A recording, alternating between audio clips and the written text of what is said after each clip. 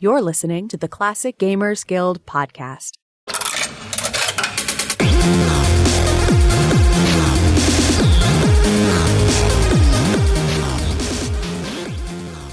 Hello, everybody, and welcome back to the Classic Gamers Guild podcast. This is Rick, as usual, and this is Paul, as always. Hello, Paul. How are you doing today? Hello, mate. I'm lovely. Good. All right, so our topic today is what is the best year for adventure games? Particularly classics, but we can open it up to anything. I think we're just going to choose within the classic realm anyways. But this is, just to lay the goalpost down, we are looking at adventure games specifically and not games of particularly any other genre that came out the same year. But as far as adventure games go, which was the best, greatest, most important, however you choose to interpret best year for adventure games, we're going to argue this. Now, a couple of points going into this. Number one, we agreed to disagree. And when I say that, I don't mean respectfully, oh, you have your opinion, I have my opinion, and we'll just agree to that. I mean, no, I told you that you can pick your year, and I will guarantee that I will pick a different year. Even if you pick the year that I was going to pick, I would have to choose a different year because we have to disagree on this.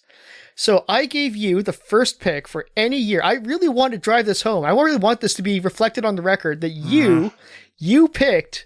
Actually, I don't even know which year you picked. You didn't pick the year that I picked, which is my first choice, which I swore would have been your first choice. But let's hear it. What's your favorite? What do you think is the greatest year for adventure games? Oh, God, I was a lot more confident in my choice until I started picking up on the tones of your voice over the last few minutes. But my pick, I guess, is 1989. 89. Okay, that's a really good year. That actually, I think you said you're probably going to choose between 88 or 89, and I said, whatever, I don't care. That's nowhere close to where I'm going. I'm going 93. So, and, if 93 just didn't even exist, I would definitely say it's somewhere between 88 and 89. You would have a really strong case if you could choose both of those years. But you had to choose one or the other. So you went with 89. So tell us what you liked about 1989. What's funny is that when we structured this episode, it wasn't really going to be designed so much as an argument until you realized how much more dominant your year was going to be over mine. I called an audible on this one. I did say that we were going to disagree. I did say that I would not choose the same year that you chose. All right, God, I'm going to get destroyed. I purposely didn't look at 93, so my reactions will be genuine. So I don't know what's coming, but I do know for 1989. So. God, and I'll be honest, when I made the notes, I started drifting from adventure games for some reason. And when I was all done, I looked back in hindsight and I was like, oh, look, I got Prince of Persia and Sim City. This is going to be pretty good. And now... Okay, well, I'm not going to allow Sim City, but for this, okay, sure, I'll grant you Prince of Persia. That could be adventure. It's not an adventure game. Don't get me wrong, but I'll give it to you. Yeah, see, the fact that you're willing to give that to me is just like... I feel like you're playing kickball with a child right now. You're like, round the bases, mate, or whatever you do in a ball game. All right. Well, shit. I will say this. I'm going to really have to glance over a lot of my entries because we just don't have time enough in one episode for me to cover every single adventure game that came out in 1993. So I'm going to start. I'm going to gently pass you the ball just by saying, hey, you know what? Just to set up some of the significance of the year, just talking about just establishing that this was an impact year for adventure games, I'll lightly throw you the ball and say that 93 was the year that Myst and Return to Zork came out. And the reason why I mentioned those two together is that, funny enough, Return to Zork actually came out 2 weeks before Myst did, even though Myst sort of became known as the innovator of that, first-person puzzle style. It was definitely the one that made it most famous and sort of splintered adventure games off into a path that would eventually head down to the hidden object games and stuff like that. But yeah, we're not saying that Myst ruined adventure games, but it ruined adventure games. Yeah. Well, I will not. I didn't play all of Myst. I didn't care for it too much, so I didn't play all of it, but I'm not going to judge it. I will say, I will give it its due for being important. I'll give it its due for being like, bringing a lot of mainstream attention to video games, and it was a force for good. And I will not blame it for anything that came down the pipes in its wake. But I will to all of those things. Myst and Return to Zork, and I guess I'll also kind of go in the same vein. Seventh Guest came out in 1993, so that's the first three I'll just list right off, and then pass the ball to you. What do you have to counter? If you had three that you could just throw away, and one included Myst, I'm in a lot of trouble here. Even I'm sure the listeners are picking up the subtleties of your wording. You're like, I'll just pass you the ball. Here you go, Chief. It's like you're giving me. I'm not making the subtle in the slightest. I can feel the patronizing taps on my head as you look down upon me. Jesus, I'm in trouble, mate. This list is really short. Like when we started the episode, I copy and pasted the Sierra ones, and I was like, oh well, don't mention Hoyle's Book of Games because card games are yucky, and also it's not an adventure game. But now I'm like, well, maybe I should mention Hoyle's official Book of Bloody Games because I ain't got much more after that. All right, I'll start off. Let me go with the two weakest entries, which would be Codename Iceman, which was a notorious flop, and the game that the game that was so kind of admittedly bad that it caused Sierra to actually begin using techniques such as beta testing. They were like, once Iceman came out, we realized it's probably important that the designers talk to the coders. I'm like, really? You made it all the way to 89 before you came to that conclusion? See, actually, there's some really good games before this, but this was the game. They were like, yeah, maybe everyone should get together for lunch sometimes. So there's Codename Iceman, which I can't judge because I haven't played it yet. I eventually will, just because I want to see if it's as bad as everyone says. And then the other one I want to play someday is Manhunter 2 San Francisco. Mm-hmm. Again, I kind of have no experience with those. I want to play the Manhunter series. So yeah, I think those are my weakest two. I will say Codename Iceman, I agree. I've heard a lot of people say it wasn't that great, but for as small of a division of the gaming world that the classic gamers are, there is within that a small cult following that actually likes Codename Iceman. So, give it its due. It does have some fans. Yeah, and honestly, I'd like to hear from them fans as to what they liked about it, because inevitably I will play it one day, but I'd like to hear some positive things about it, I guess is what I'm saying. Yeah, I played the first part and it was all right. I played right up until you actually needed the manual to get any further. But what I did play seemed okay. I will share really quickly, I not to divert to somebody else's form of content, but there's a mate LGR on YouTube. I'm sure a lot of you are familiar with him. Again, small circle. He done an episode where he went to an abandoned computer warehouse, picked up an old PC Junior, and it turned out that PC Junior was owned by Ken Williams himself. He wrote Ken Williams, got confirmation that was indeed, at one point one of his computers at work at Sierra, and within the hard drive that in the video you can see barely works, he found the beta version of Codename Iceman. Wow. Which it was so cool. It's like my favorite video on YouTube of all time, just because it's like the ultimate treasure hunt that he actually found it. And, it's a gray area. I'll just say he did stick it up on archive.org, but yeah, it's kind of fun. So I'd like to, if anyone likes to muck around beta versions and stuff like that, that's really cool. Out. So like the least liked Sierra game, but an incomplete version of it. Awesome. That's great. Way to sell it. When you reduce it to its most basic form, you're not wrong. All right. Well, this is how you turn me against Kathy Rain. You're really good at this. Okay. Well, I mean, I'll also throw away a couple of outliers. They're probably not the strongest ones here, but 1993 also saw Blue Force, Police Quest Open Season, and Return of the Phantom. So, kind of the underdogs. They're not really, people have things to say about them. They're not the toast of the conversation, but they're there just to show that it was a healthy year for adventure games, that they were coming out. It was still strong genre at this period because they were throwing out these games. Like, it was a viable genre where people could just say, hey, let's make an adventure game because this might actually make us some money.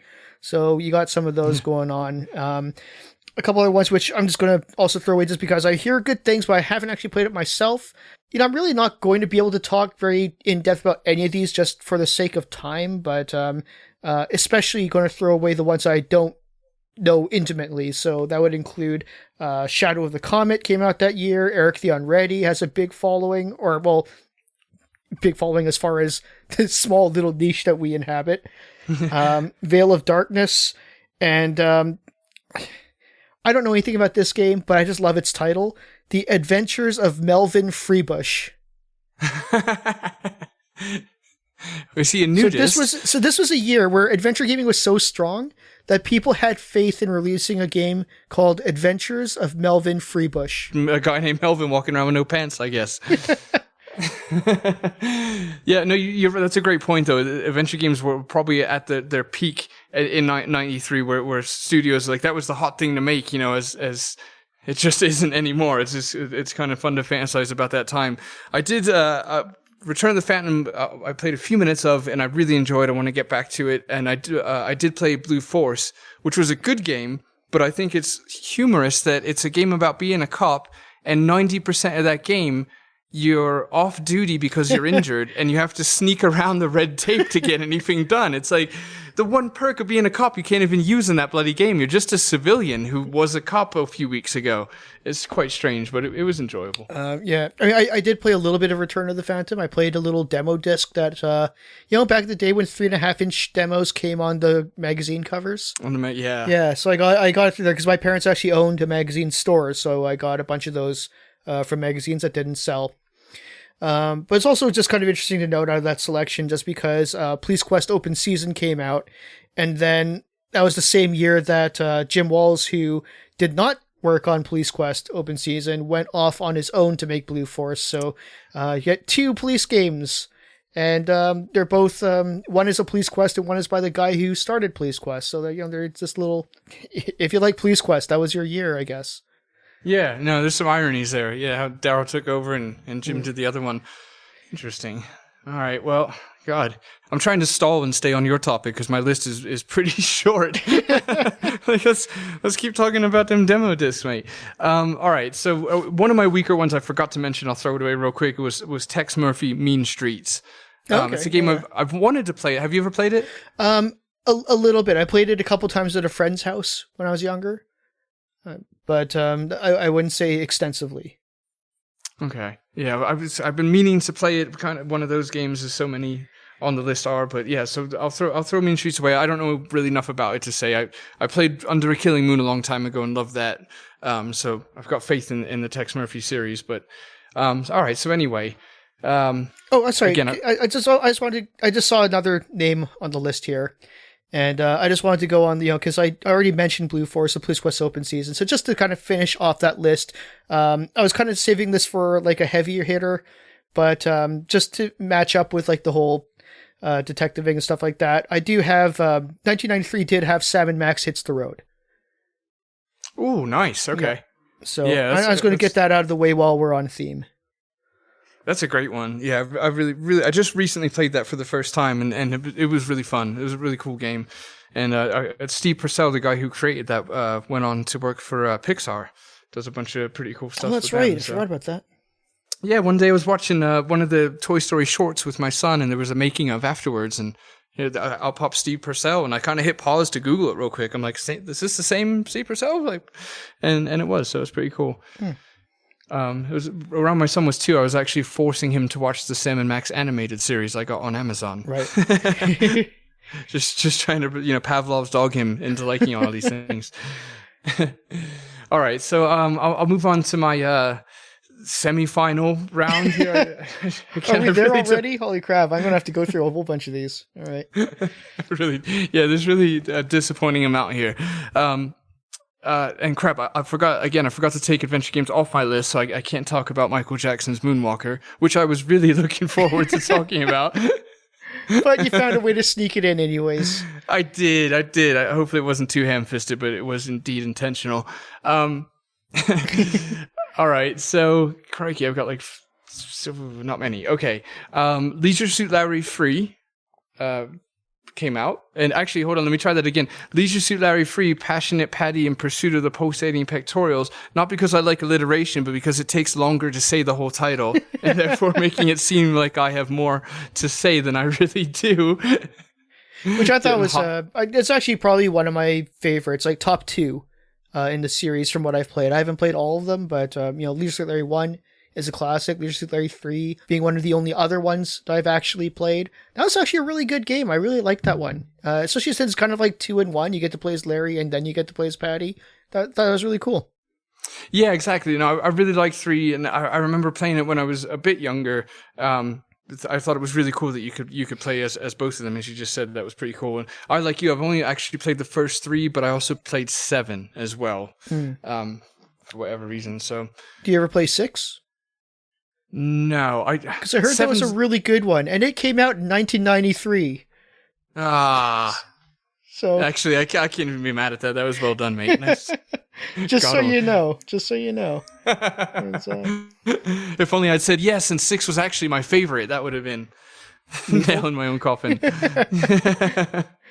should have just been like, oh man, you should have seen it coming. It's been like, oh man, that was like the horrible one. Yeah. But no, I did confirm before the show that Larry 6 was one of the better ones. I do remember it was there was somewhere in the 5, 6, 7. There's one of them that people said was actually quite good. So I did check with a friend of mine who knows these kind of things, and she did confirm with me that 6 was a good one. Thanks, Anna. Yeah, yeah, you knew, yeah. So yeah, 1993, Larry 6. What else you got? Anna's who Al Lowe calls whenever he's getting shit from women on Twitter. Girls could like it too, I promise. Defend me. All right, so I've only got 4 left, and I love these 4, so that's why I've been kind of stalling a little bit. So I'll give you 2 right now, and then I'll finish up with the other 2. So. Again, I love these 4, which is why I picked 89. Because I imagine, I guess to those listening, they're probably wondering why I picked this year. Because up until this very point, I haven't sounded like I even, sounds like I drew it out of a hat at this point. But I promise, the reason I did is because these last 4 are, I think they're all, 3 of the 4 of them are all extremely iconic. I think the one that's maybe not, let's say, iconic or whatever, if you could see my air quotes going up, but is still a well-known and loved game, is Indiana Jones and the Last Crusade. Yes. And I love that game to death. I've replayed it recently, and actually, it was one of the few... I don't know why I'm saying this. It was one of the few times... It was one of the few times I replayed a game and was like, oh, I actually don't like this that much. I'm already dead and buried. I might as well just trying to win at this point. No, it's a great game. I love it. It's not that it doesn't hold up or anything like that. It still does. It was just there's a lot more of that game is being stuck in the maze-like castle for way too long. There's just so much walking around bloody hallways in that game, and in the blimp, there's just a lot of walking up and down ladders and hallways and stuff in that game. It takes up way too much of it. But either way, it is a great game. I do love it. It is a great game, and it gets overshadowed by Fate of Atlantis, which I think is rightfully so. Fate of Atlantis is a great game, and in many ways better than Last Crusade. But that's not to say Last Crusade isn't good.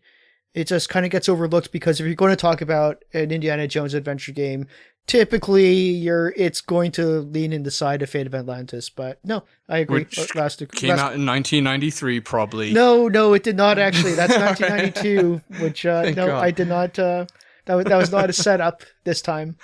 I could hear the Mortal Kombat voice saying "finish him" as you were talking. I was like, "Here it comes, I'm done." And I should clarify. I was just kind of joking when I said I actually don't like this game. I don't mean that. What I mean is I used to think that I liked Lost Crusade more than Atlantis, and that's just when I incorrect. Exactly. When I replayed, I was like, okay, you definitely don't. You were just trying to be like some hipster who liked the weird thing instead. Yeah, you got to call yourself out sometimes. Yeah, fair enough. All right. Well, let's see. What do I have? Okay, again, more that I'm not really personally familiar with, so I'll just kind of get these out of the way. Freddy Farkas, Frontier Pharmacist. Simon the Sorcerer. These two I'm not familiar with, but they are very highly well esteemed by those who are fans. Simon the Sorcerer being quite well known for having just amazing, beautiful graphics, pixel art graphics. And speaking of amazing pixel art graphics, also out in 1993 was The Legend of Kyrandia, Hand of Fate, which many actually think is the pinnacle and peak of point-and-click adventure game pixel art. So you got those three, which again I haven't played a whole heck of a lot of them. In fact, Simon the Sorcerer and Freddy Farkas I haven't played at all. But it's a little bit of just throwing it in there for the variety. You got a little bit of a representation in the fantasy realm, and the and even a little bit of a western in Freddy Farkas. So just playing the diversity field here in terms of setting.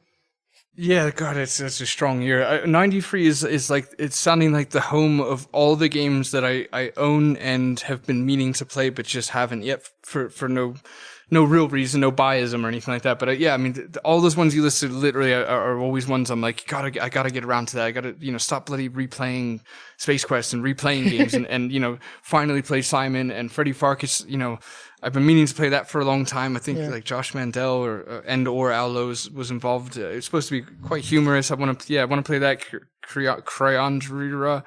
Kyrandia. Okay, thanks. Yeah. But you mentioned always going back and replaying Space Quest. Do you know what came out in 1993? Ah, shit. Space Quest 5.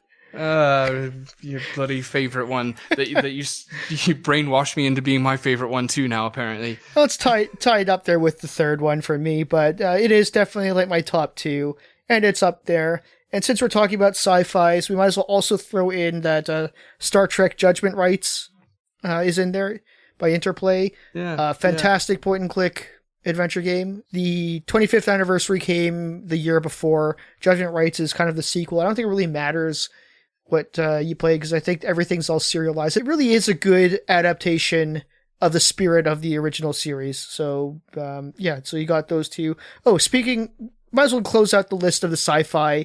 Day of the Tentacle came out in 1993. Which is a bit of a double whammy here, because I'll admit right now, I never actually finished Day of the Tentacle. I talk about Maniac Mansion being my favorite, and it is. And that's exactly why I never finished Day of the Tentacle. I always only ever played to the point where I could play Maniac Mansion in Day of the Tentacle, and I never really got past that because I would just play Maniac Mansion. So in a way, Maniac Mansion was kind of re-released in 1993. So I'm going to throw that onto my list. So because you needed one, yeah, nice.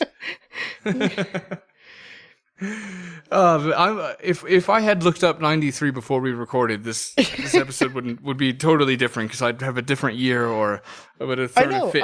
I was sweating when I asked you, because I gave you the first pick, and I was sort of like, if he picks 93, I'm screwed. What else am I going to pick? Because if you looked at 93, it's got all of your favorite games on here, so you're obviously going to pick 93, and you didn't. So yeah, there's more coming on your end, shit. And because I was like, I've got really iconic games, which are, again, to our listeners, they're coming up, I promise. I got something good to say about it. But I thought that was enough, because they were just that iconic. Yeah, no, they're not. Nope. But I did reduce my list down to my final two now. So if you want to hit me with your best shots now's the time. All right. I got three. Here we go. This is the great comeback, the short-lived comeback. This is that moment where Rocky's down on the mat and you think he's gonna lose, but then Rick starts talking again and he does. All right, so I got three. They're great ones. Forgive the flatness in my voice. You're listening to a defeated man and trying to get excited. But they are great ones. So I honestly, I can't even pick in any sort of order, so I'm just going to say them. You've got Hero's Quest, came out in 1989. Yes, that is a very good one. And then you've got one of my other all-time favorites, The Colonel's Bequest, making a comeback here. And then finally, Space Quest 3. Okay. So yeah, so I've already, so we're trading blows on the Space Quest there. And since you mentioned Quest for Glory and games that take place in New Orleans, Yeah, so you know where I'm going with this. I've got Quest for Glory 4 and Gabriel Knight Sins of the Fathers to close out my list. But you go ahead and please talk about your Heroes Quests and your Colonel's Bequests. Oh, well, thanks, mate. It's I feel like we already talked about those. Never mind. Go back through our catalog. We actually have episodes about Quest for Glory series and Colonel's Bequest. Oh yeah, well done. Hey, tell you what, I don't actually know Gabriel Knight very well. I haven't played it yet, so why don't you tell me why Gabriel Knight is so great? Oh, I see. Okay.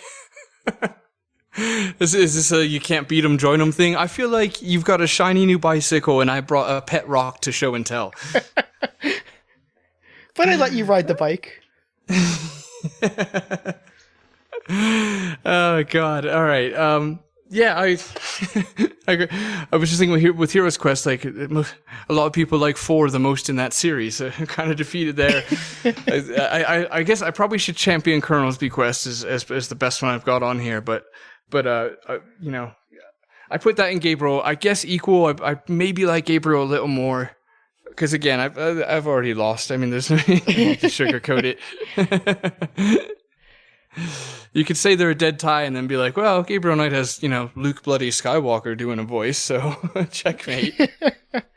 Well, just in case, so we have been going on about this. We've been kind of trading back and forth. So let me just go through, once again, my comprehensive list of why 1993 was the greatest year for adventure games. We have Myst, Return to Zork, Freddy Farkas, Simon the Sorcerer, Blue Force, Return of the Phantom, Seventh Guest, Leisure Suit Larry 6, Please Quest Open Season, Space Quest 5, Quest for Glory 4, Eric the Unready, Sam & Max Hit the Road, Shadow of the Comet, Star Trek Judgment Rights, Day of the Tentacle, Gabriel Knight Sins of the Fathers, Legend of Carandia Hand of Fate, Veil of Darkness, and The Adventures of Melvin Freebush. That's a strong closing. Mine is God, a lot shorter than bloody that. Is we got codename Iceman, Manhunter 2, Indiana Jones and the Lost Crusade, Tex Murphy's Mean Streets, Heroes Quest, Leisure Suit Larry 3, Space Quest 3, and the Colonel's Bequest.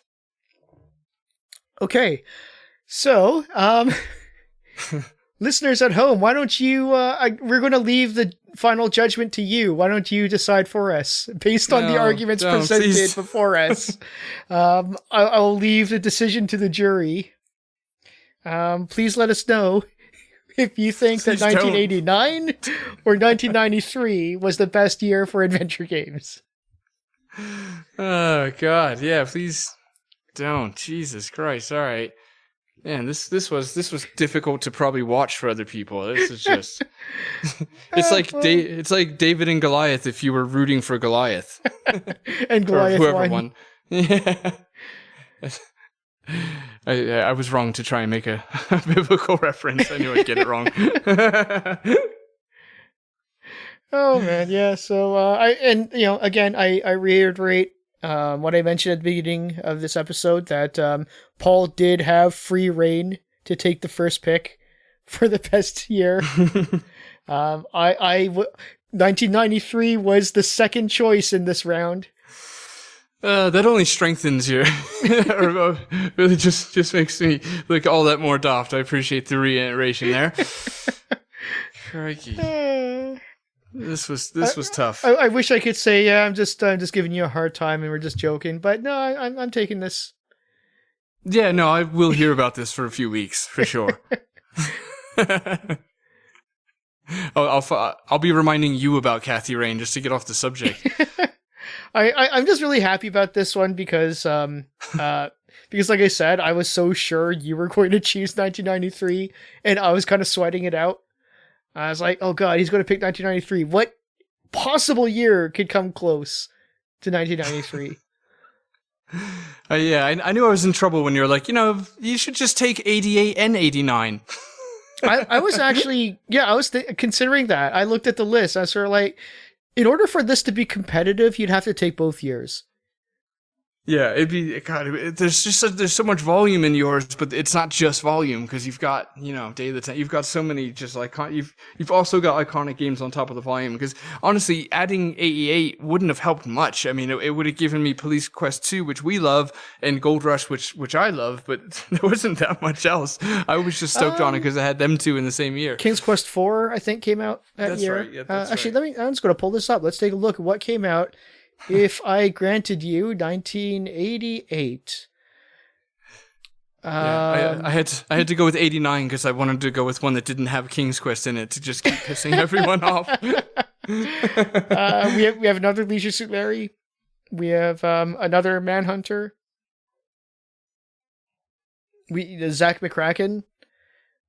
And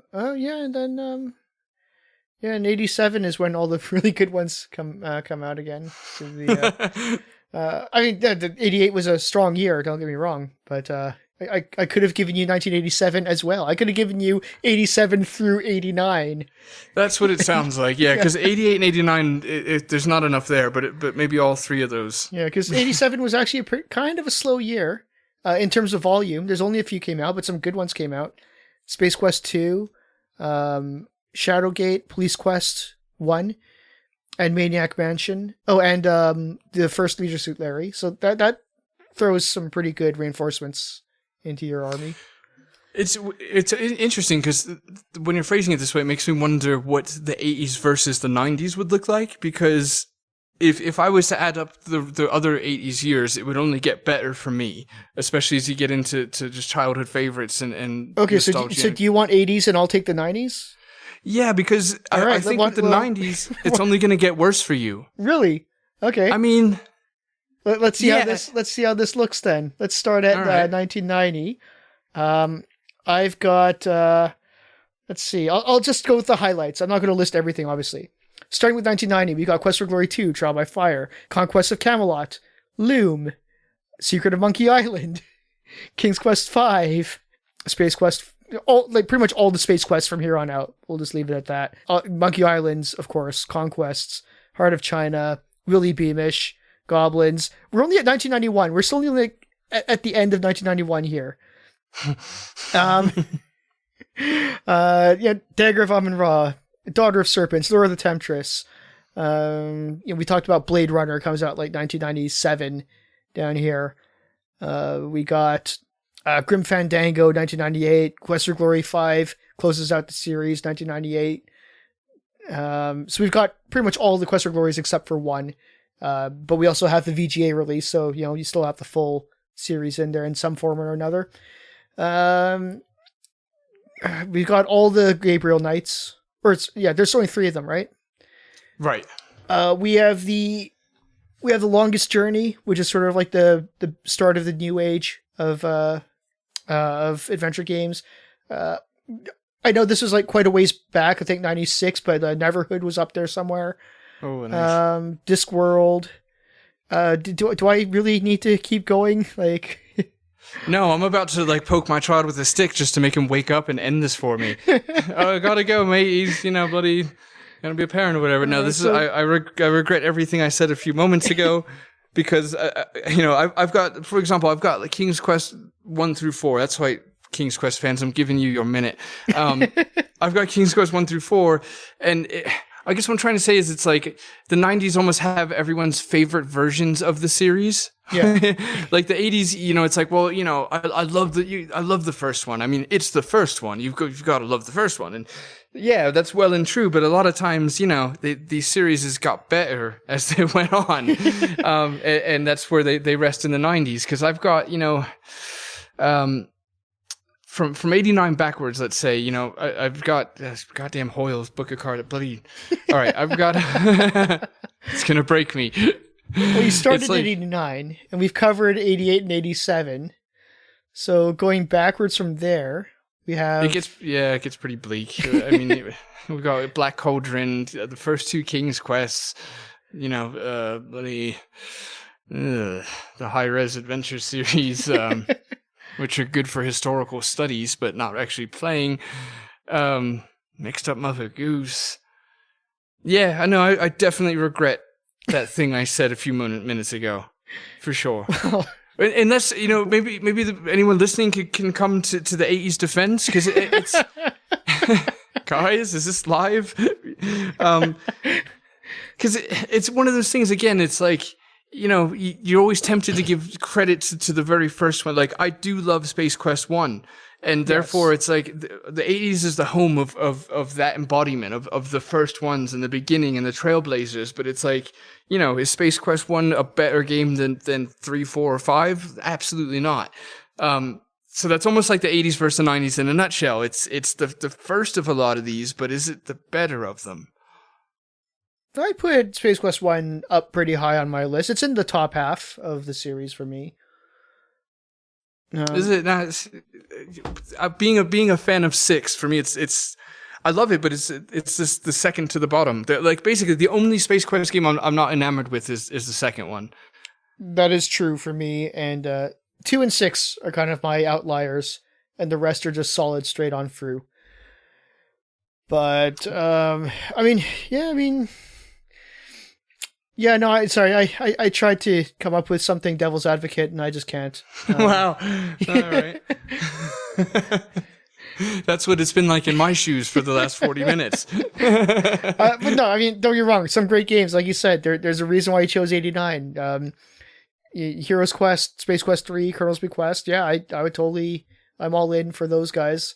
Just not versus the 90s, not versus 1993. So... but good job. You went down swinging. Don't. I can feel you putting a gold foil star on my chest right now and tapping it twice and then calling me chief or pal. All right. So, all right. Well, we're not going to make you guys choose between 93 and 89 because I think we've kind of decided on that one. But if anybody out there has a different year that you think beats both of our years, let us know. You can find us on Facebook. We have a page. We have a group. You can find us on Twitter at the CG Guild. You can find us on Instagram. Sometimes we post there at CGG Podcast. And if you'd like to support the show, we have a Patreon. You can find us at the Classic Gamers Guild. And or you can send us an email, because remember, emails used to be a thing. They still kind of are. Write us at mail@classicgamersguild.com. Actually, don't. Make us a handwritten letter with ink and quill and send it via homing pigeon. That would be very classy. Sure. Right? You get one of them little wax stamps where you drip it on the envelope. And so sometimes carrier pigeon is a more reliable way of getting hold of you than your internet over in Colorado. Better than using bloody Yahoo, am I right? I don't. Some 2006 joke like that. On the AOL Instant Messenger. Ah, better one. Nice. Throw us an ICQ. Do me a favor, fix my joke in editing, please. No. All right. Well, I guess that's it. Don't do a murder. Too late. I slaughtered you. You probably didn't hear this because I edited it, but it took me like 10 seconds to think of that.